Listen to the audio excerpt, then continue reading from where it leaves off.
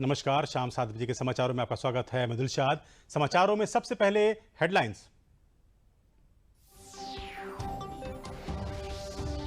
राष्ट्रपति द्रौपदी मुर्मू आईआईटी दिल्ली के हीरक जयंती के समापन समारोह में हुई शामिल। आईआईटी दिल्ली के रिसर्च एंड इनोवेशन पार्क का किया उद्घाटन। कहा, आईआईटी दिल्ली देश का गौरव।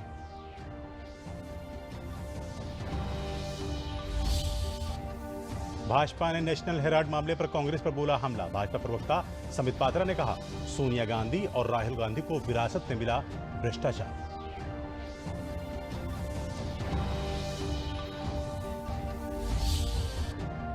मुख्यमंत्री योगी आदित्यनाथ ने मुरादाबाद में विकास कार्यों कानून व्यवस्था की समीक्षा।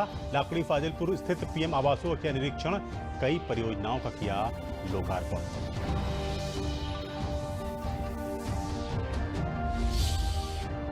और ब्रिटेन को पीछे छोड़ भारत बना विश्व की 5वीं सबसे बड़ी अर्थव्यवस्था। 2021 की आखिरी तिमाही में भारत ने ब्रिटेन को पछाड़ा। वहीं मार्च 2022 में भारत ने अपनी बढ़त और मजबूत कर ली।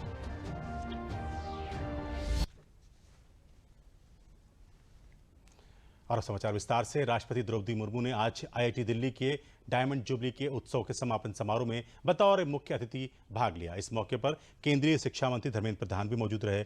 देश के सर्वश्रेष्ठ इंजीनियरिंग कॉलेजों में शुमार आईआईटी दिल्ली की स्थापना 1961 में हुई थी। राष्ट्रीय महत्व के संस्थान आईआईटी दिल्ली को वर्ष 2018 में इंस्टीट्यूट ऑफ एमिनेंस का दर्जा दिया गया। कार्यक्रम में राष्ट्रपति द्रौपदी मुर्मू ने कहा कि आईआईटी दिल्ली के रिसर्च एंड इनोवेशन पार्क का उन्होंने उद्घाटन भी किया। और कार्यक्रम को संबोधित करते हुए राष्ट्रपति ने कहा कि आईआईटी दिल्ली देश का गौरव है। राष्ट्रपति ने कहा कि आईआईटी दिल्ली ने शिक्षण और अनुसंधान के स्तर को उच्च स्तर पर बनाए रखा है। उन्होंने कहा कि अमृतकाल में आईआईटी दिल्ली देश के विकास में महत्वपूर्ण भूमिका निभाएगा।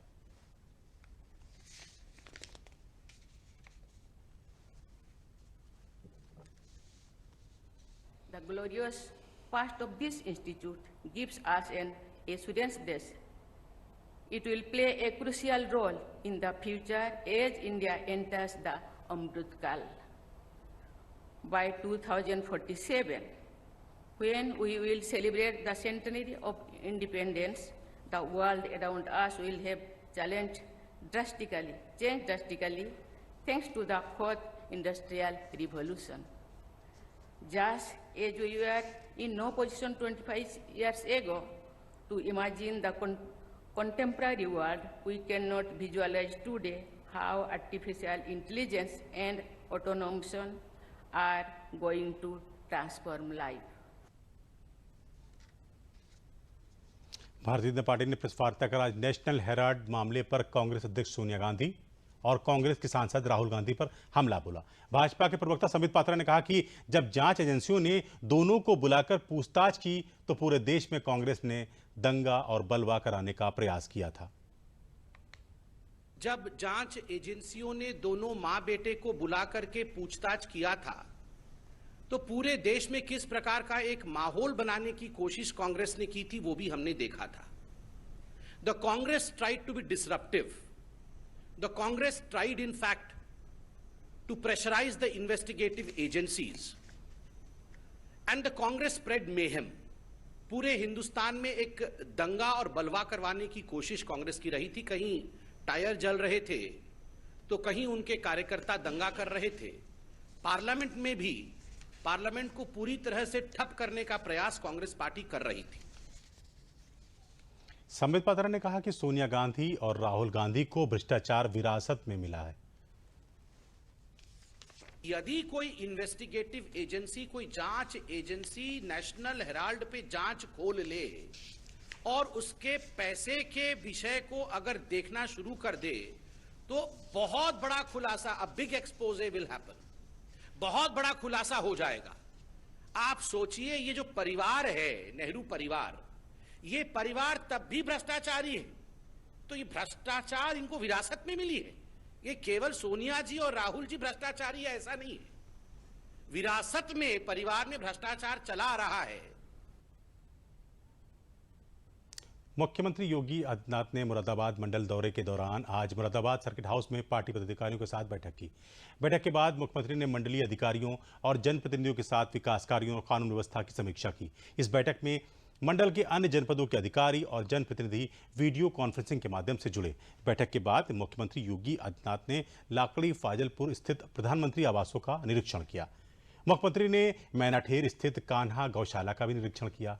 इसके साथ ही मुख्यमंत्री योगी आदित्यनाथ ने मुरादाबाद में 107 करोड़ रुपए की लागत की 27 परियोजनाओं का लोकार्पण और शिलान्यास भी किया। मुख्यमंत्री के साथ भाजपा के नवनियुक्त प्रदेश उपस्थित रहे। निरीक्षण के बाद मुख्यमंत्री ने प्रेस वार्ता को भी संबोधित करते हुए कहा कि शासन की योजनाएं सभी जनपदों में सुचारू रूप से बिना भेदभाव के चल रही हैं। इन योजनाओं के सार्थक परिणाम सामने आ रहे हैं। उन्होंने 2017 से पहले मुरादाबाद जनपद से 4 से 4.5 हजार के पीतल के एक्सपोर्ट होता था। उन्होंने कहा कि जबकि आज कोविड के बावजूद मुरादाबाद का एक्सपोर्ट 10,000 करोड़ से ज्यादा का हो रहा है। उन्होंने कहा कि हर एक जनपद में निवेश को बढ़ाए जाने के लिए काम किए जा रहे हैं। बिना भेदभाव के समाज के प्रत्येक तबके को प्राप्त हो, इस दिशा में जो प्रयास प्रारंभ हुए हैं वह आज सार्थक परिणाम यहाँ पर दे रहे हैं। एक उदाहरण उसके लिए पर्याप्त है। 1 डिस्ट्रिक्ट 1 प्रोडक्ट की जो अभिनव योजना हम लोगों ने 2018 में प्रारंभ की थी, 2017 तक अगर मुरादाबाद जनपद की ही मैं बात करूं तो 1 डिस्ट्रिक्ट 1 प्रोडक्ट में इस जनपद में जो परंपरागत MSME था वह एक प्रकार से लोग उससे पूरी तरह हट से गए थे। लोगों में निराशा थी, हताशा थी।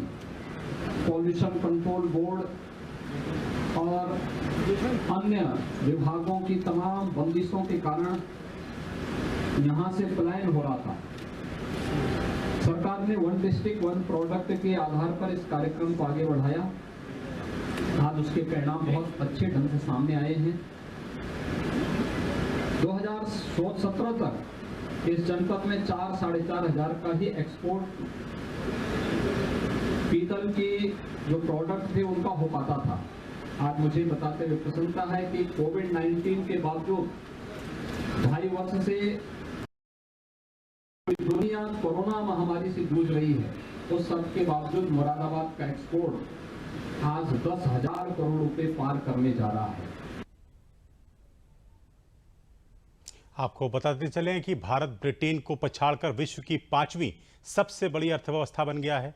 ब्लूमबर्ग की रिपोर्ट के अनुसार भारत ने ब्रिटेन को छठे पायदान पर ढकेल दिया है। ध्यान रहे कि विश्व की 5 सबसे बड़ी अर्थव्यवस्थाओं में भारत के साथ साथ अमेरिका, चीन, जापान और जर्मनी शामिल हैं। अर्थव्यवस्था का दर्जा अंतर्राष्ट्रीय मुद्रा कोष द्वारा संकलित सकल घरेलू उत्पाद आंकड़ों के आधार पर निर्धारित किया गया है। गौरतलब है कि अर्थव्यवस्था की रैंकिंग में एक दशक पहले भारत 11वें स्थान पर था।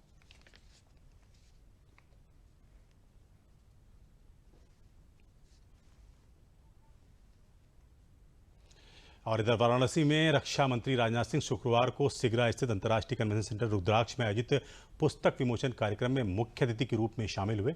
रक्षा मंत्री ने वरिष्ठ पत्रकार हेमंत शर्मा की पुस्तक देखी हमारी काशी के विमोचन समारोह में कहा कि काशी अविनाशी, नित्य, नूतन और चिर पुरातन है। यहाँ के हर निवासी में काशी बसती है। उन्होंने कहा कि कुछ लोग बुद्धिजीवी, श्रमजीवी और आजकल कुछ लोग आंदोलन जीवी भी हो रहे हैं, लेकिन उत्सव जीवी होना ही जीवन का उद्देश्य होना चाहिए। इस कार्यक्रम में उपस्थित जनों में उत्तर प्रदेश भारतीय जनता पार्टी के नवनियुक्त प्रदेश अध्यक्ष तथा केंद्रीय मंत्री अनुप्रिया पटेल सहित कई गणमान्य व्यक्ति मौजूद रहे।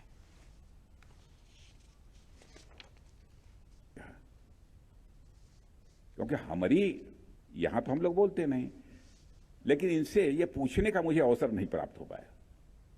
और आगे कभी मैं बैठूंगा तो इनसे पूछूंगा, देखो हमारी काशी कहां, देखा हमार काशी।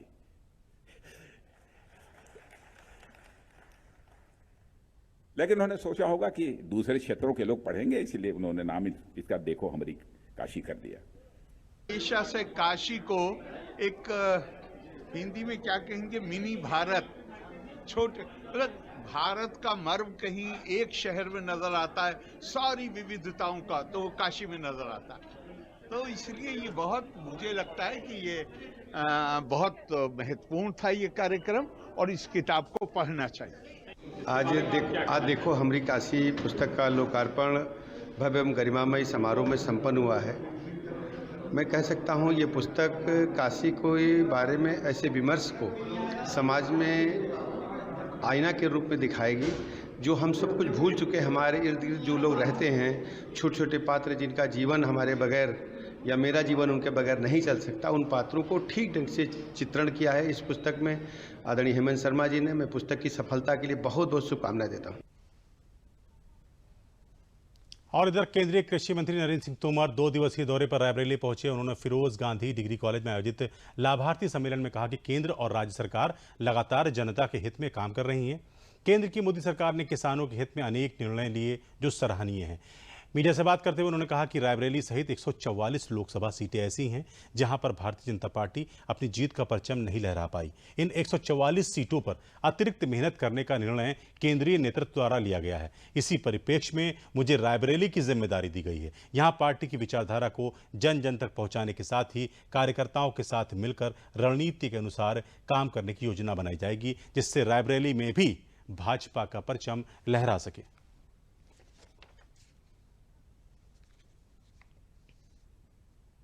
हम उत्तर प्रदेश में भी रायबरेली सहित अनेक लोकसभाओं को जीतेंगे और फिर से मोदी जी के नेतृत्व में विशाल बहुमत की सरकार केंद्र में बनाने में सफल होंगे। अलीगढ़ में प्रदेश के कृषि मंत्री सूर्य प्रताप शाही ने शुक्रवार को मंगलायतन विश्वविद्यालय ऑडिटोरियम में मोदी @20 कार्यक्रम में भाग लिया। उन्होंने कार्यक्रम को संबोधित करते हुए कहा कि देश दुनिया की अपने अपने क्षेत्रों में ख्याति प्राप्त 21 मशहूर विभूतियों ने मोदी @20 पर अपने विचार लिपिबद्ध किए हैं। प्रधानमंत्री मोदी ने अपने 30 साल के सामाजिक जीवन और 20 साल के राजनीतिक जीवन में अमिट छाप छोड़ी है। मंत्री द्वारा नगद पंचायत इगलास के असावर क्षेत्र में पेयजल, निर्बाध विद्युत आपूर्ति, साफ सफाई, जल निकासी, खाद्यान्न वितरण के बारे में स्थानीय नागरिकों से संवाद कर फीडबैक प्राप्त किया गया। उन्होंने सड़क किनारे स्थापित सामुदायिक शौचालय की साफ सफाई का जायजा लिया और निकायों में कूड़े का मोदी जी ने कराने का निर्देश दिया।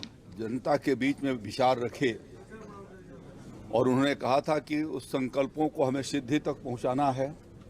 आज वो संकल्प सिद्धि की तरफ से पहुंच रहे हैं।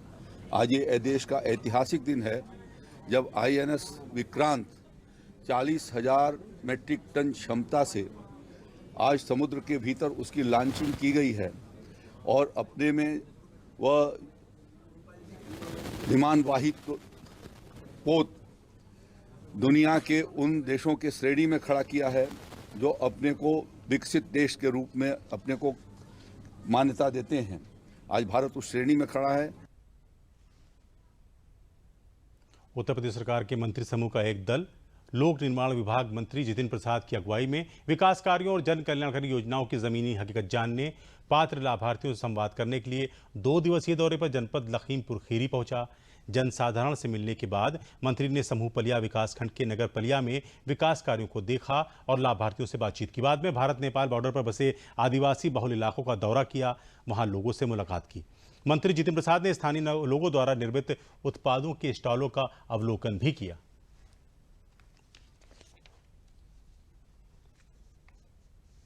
आज यहाँ जनप्रतिनिधियों से, आम कार्यकर्ताओं से और जनमानस से संवाद हुआ है, समस्याएं सुझाव लिए गए हैं और कल जो है प्रशासनिक बैठक की जाएगी। जो विभिन्न मुद्दे उठाए गए हैं, बिंदुवार एक एक सरकार की जो केंद्र की और प्रदेश की योजनाएं हैं उस पर विस्तार से प्रशासन से चर्चा की जाएगी और समीक्षा की जाएगी और अगर कहीं कमी और कहीं कोई ढिलाई होगी तो सख्त कार्रवाई भी की जाएगी।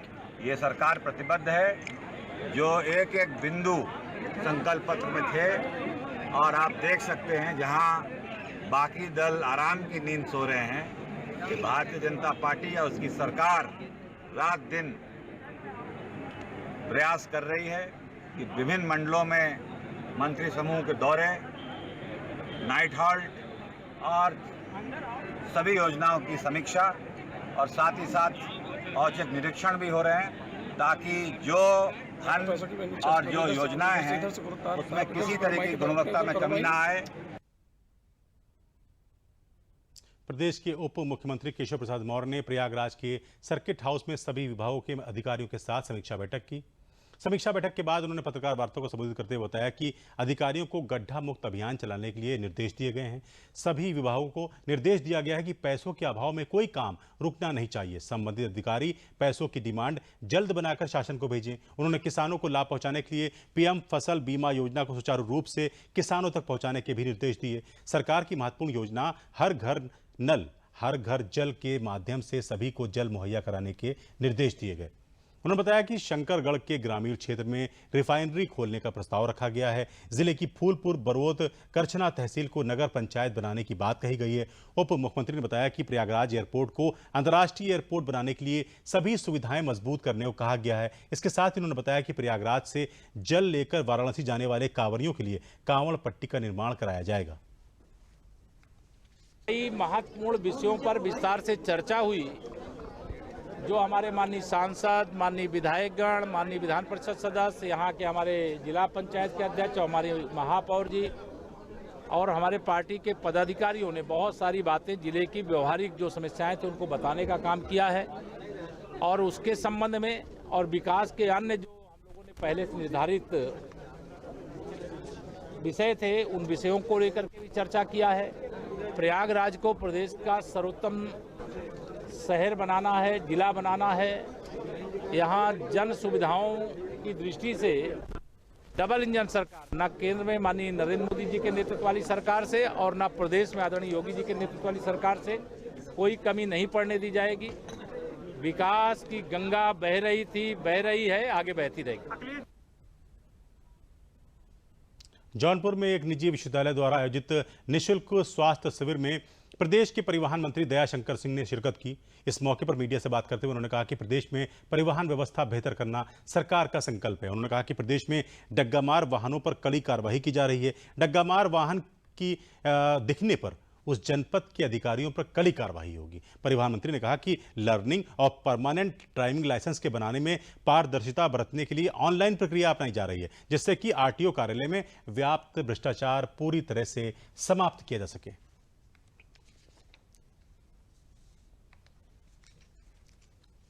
डेढ़ लाख हमारे हर गांव में फैसिलिटी सेंटर बने हैं जहां पर कंप्यूटर लगे हुए हैं। आप सुविधा केंद्र बना हुआ जाइए और जाकर के 30 रुपया दीजिए, अपना लाइसेंस बनवा के निकाल दीजिए, एग्जाम दीजिए।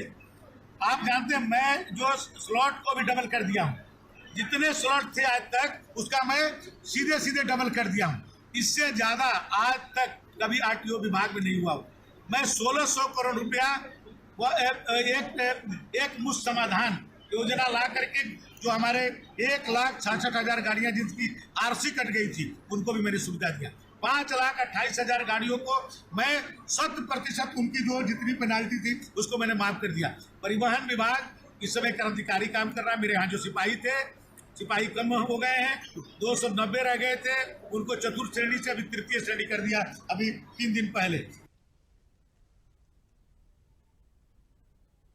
श्रावस्ती में पर्यटन को बढ़ावा देने के लिए प्रदेश सरकार के द्वारा नई पहल की गई है। श्रावस्ती स्थित सीता भूप्रवेश धाम सीता द्वार मंदिर का सुंदरीकरण किया जाएगा, जिससे देश विदेश से आने वाले पर्यटकों से सीता द्वार गुलजार हो सके। पर्यटन स्थल श्रावस्ती से 15 किलोमीटर की दूरी पर सीता द्वार मंदिर है, जिसको सीता माँ का भूप्रवेश कहा जाता है। यहाँ पर माँ सीता ने काफी दिन प्रवास किया था और यहाँ भूमि में समाधि ले ली, जिसके बाद यहाँ पर सीता द्वार मंदिर का निर्माण हुआ और हर साल यहाँ पर भव्य मेले का आयोजन किया जाता है। श्रावस्ती में थाईलैंड, श्रीलंका, चीन, जापान और नेपाल से विदेशी पर्यटकों का तांता लगा रहता है। सीता द्वार मंदिर के अध्यक्ष डॉक्टर स्वामी भगवताचार्य ने बताया कि 9 लाख साल पुराना ये सीता द्वार ऐतिहासिक मंदिर कायाकल्प कर इसको 10 करोड़ रुपए की परियोजना से पर्यटन स्थल के रूप में विकसित किया जाएगा। यहाँ पर बोट क्लब का निर्माण कराया जाएगा और यहाँ स्थित सीता झील में पानी में झूलने वाले रेस्टोरेंट का भी निर्माण कराया जाएगा, जिससे पर्यटन को बढ़ावा मिलेगा। वहीं लोगों को नए रोजगार के स्रोत भी प्रदान होंगे। वहीं इसे रामायण सर्किट से जोड़ा जाएगा। यह सर्वविदित है कि यह बहुत ही ऐतिहासिक, पौराणिक और पर्यटक स्थली है। करीब 9 लाख वर्षों से इसका इतिहास सभी के ध्यान में चर्चित है। महारानी सीता जी का अवतरण बिहार में सीतामढ़ी में हुआ, उनका लालन पालन जनकपुर में हुआ, विवाह चक्रवर्ती दशरथ के पुत्र भगवान श्री राम से हुआ और 14 वर्ष वनवास के बाद सीता जी अयोध्या आई और बाद में परित्याग के बाद इसी पावन स्थली में भगवती सीता भूप्रवेश समाहित हो गई। तभी से ये सीता भूप्रवेश धाम सीता द्वार सभी की आस्था और निष्ठा का केंद्र बना हुआ है। यहाँ पर सीता भगवती सीता का मंदिर और सीता द्वार झील, जिसके विकास के लिए माननीय योगी आदित्यनाथ जी और यहाँ के सांसद, विधायक और जिलाधिकारी ने बहुत को निर्णय लिया है करीब 10 करोड़ की योजना के अंतर्गत। वाराणसी में भदैनी स्थित लोलार्क कुंड में सूर्य षष्ठी के अवसर पर स्नान करने का विशेष महत्व है। ये मान्यता है कि पुत्र की प्राप्ति के लिए लोग यहाँ बड़ी संख्या में स्नान के लिए आते हैं। ये छठ पर्व बड़ी धूमधाम से मनाया जाता है। बड़ी संख्या में सुरक्षा व्यवस्था की तैयारी की गई थी। लगभग 2 किलोमीटर लंबी लाइन में लोग स्नान के लिए खड़े थे। लोग यहाँ अपने बच्चों के मुंडन, कर्ण छेदन संस्कार के लिए आते हैं।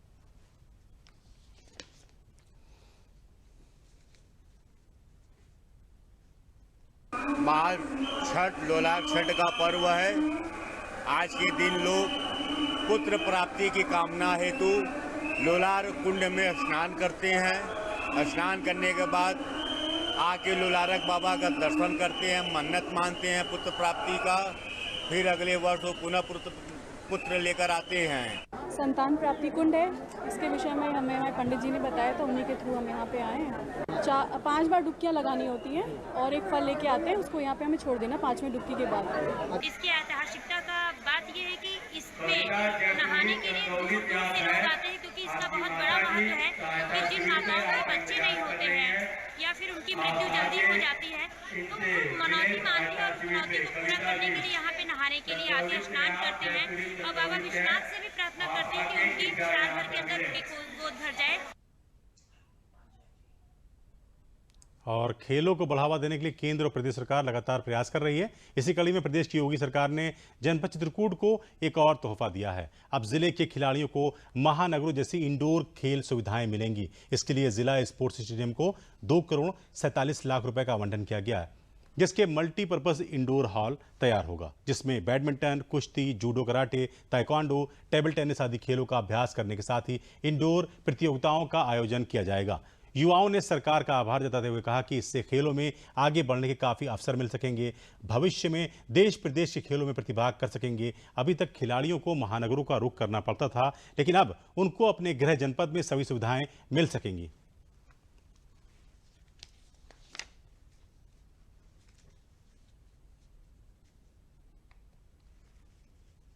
चित्रकूट एक दबा हुआ डिस्ट्रिक्ट है, जो कि यहाँ खेल की सुविधाएं बहुत कम हैं और ऐसी सुविधाएं अगर हमारे यहाँ के युवाओं को, बच्चों को अगर ये सुविधाएं मुहैया कराई जाती है तो निश्चित रूप से हमारे यहाँ को बच्चों को मनोबल बढ़ेगा और एक छोटे से ज़िले से लेके, छोटे से स्थान से लेकर के ये स्टेट लेवल और इंडिया लेवल तक यहाँ हमारे बच्चे जा सकते हैं। हमारे ज़िले में यहाँ के प्रतिभागियों को बहुत सहयोग मिलेगा और नई प्रतिभाएं उभर के आएंगे, क्योंकि हमारा जो चित्रकूट जनपद चित्रकूट एक ग्रामीण इलाका है। इससे यहाँ बहुत से गांव जुड़े हैं और गांव की प्रतिभा इससे उभर कर आएंगे। अभी तक जो इंडोर के स्टेडियम था वो महानगरों में था, जैसे झांसी है, इलाहाबाद है, कानपुर है। अब हमारे यहाँ सुविधाएं जो मिलेंगी, इससे हमारे बच्चों को प्रतिभागियों को बहुत सुविधा मिलेगी और आगे की ओर बढ़ने का मौका मिलेगा। जनपद फतेहपुर के किसान जीरो बजट गौ आधारित खेती की ओर आगे बढ़ रहे हैं। जनपद के किसान जीवामृत, बीजामृत, गोमूत्र आधारित कृषि कर अच्छी पैदावार कम लागत में तैयार कर रहे हैं। किसान निसाद अहमद ने बताया कि जीरो बजट आधारित कृषि करने से फसलों को लाभ मिल रहा है। उन्होंने बताया कि फसलों में रासायनिक खाद का उपयोग न करके वो गाय और भैंस के गोबर से बनी खाद और जीवामृत, दशपर्णी अर्क आदि का उपयोग करके अच्छी पैदावार करके लाभ कमा रहे हैं। जिला कृषि अधिकारी राम मिलन परिहार ने बताया कि फतेहपुर में कृषि विभाग लगातार किसानों को उनके उत्पादों का बेहतर मूल्य दिलाने के लिए प्रयास कर रहा है। जनपद में किसान विभिन्न नवाचारी तरीकों से परंपरागत कृषि से हटकर कृषि कर रहे हैं, जिसका परिणाम संतोषजनक है।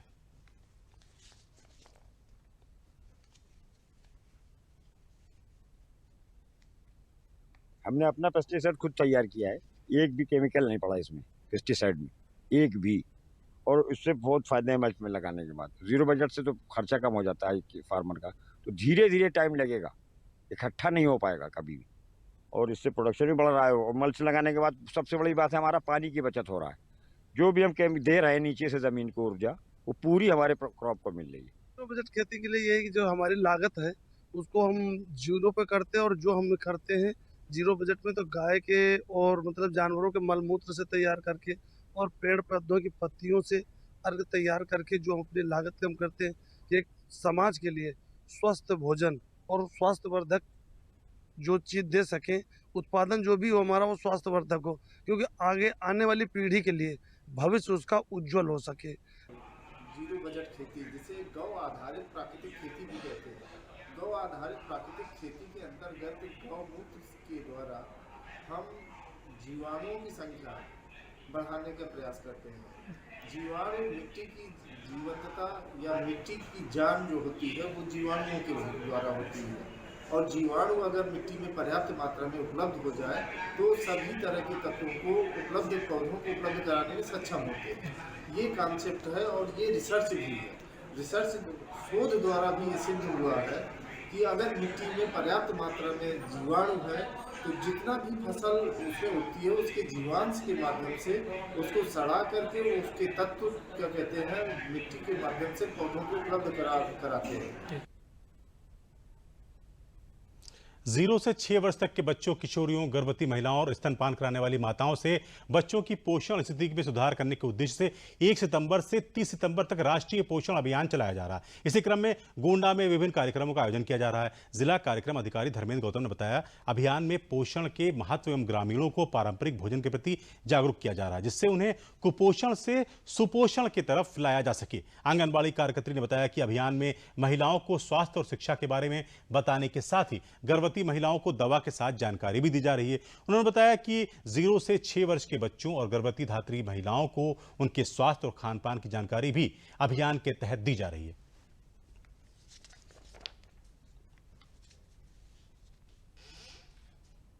इसमें हम लोग महिलाओं को जो है, जैसे गर्भवती महिला हमारी तीसरी तिमाही की महिलाओं को हम देते हैं, उसमें महिलाओं को हम आयरन, फोलिक एसिड दवा के बारे में बताते हैं, और जैसे चौथी तिमाही में महिलाओं को हम लोग कीड़े की दवा भी खाने को बताते हैं, उनको स्वास्थ्य की शिक्षा भी देते हैं। और जो 0 से 6 वर्ष के बच्चे हैं उनको शिक्षा के साथ साथ हम लोग स्वास्थ्य के बारे में भी बताते हैं। ये पोषण माह चल रहा है 1 तारीख से 30 सितंबर तक। इसमें मुझे 0 से 6 वर्ष के बच्चों को देखना है, जिसमें उनका स्वास्थ्य और शिक्षा दोनों में देखना है। पंचायत महिलाओं में स्वास्थ्य के बारे में ध्यान देना है, स्तनपान वाली माताओं का ध्यान देना है, और गर्भवती माता का उन्हें टीकाकरण और स्तनपान कराने के बारे में हम लोग उसके बारे में हम लोग बताते रहते हैं। जी, राष्ट्रीय पोषण माह चल रहा है 1 सितंबर से 30 सितंबर तक। इसका मुख्य उद्देश्य है सभी ग्रामीणों के बीच पोषण के महत्व और उसकी आवश्यकता को बताना है, और साथ ही साथ गांव के लोग पारंपरिक खाना पे ज़्यादा जोर देना है। और अब चलते चलते हेडलाइंस पर एक बार फिर से नजर।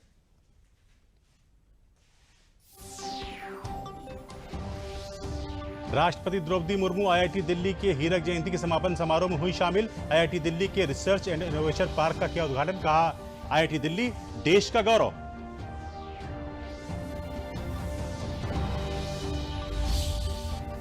भाजपा ने नेशनल हेराल्ड मामले पर कांग्रेस पर बोला हमला। भाजपा प्रवक्ता संबित पात्रा ने कहा, सोनिया गांधी और राहुल गांधी को विरासत में मिला भ्रष्टाचार।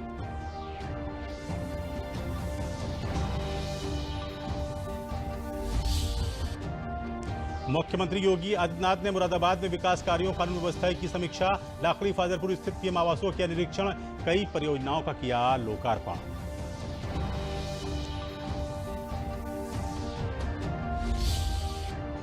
और ब्रिटेन को पीछे छोड़ भारत बना विश्व की 5वीं सबसे बड़ी अर्थव्यवस्था। 2021 की आखिरी तिमाही में भारत ने ब्रिटेन को पछाड़ा। वहीं मार्च 2022 में भारत ने अपनी बढ़त और मजबूत कर ली।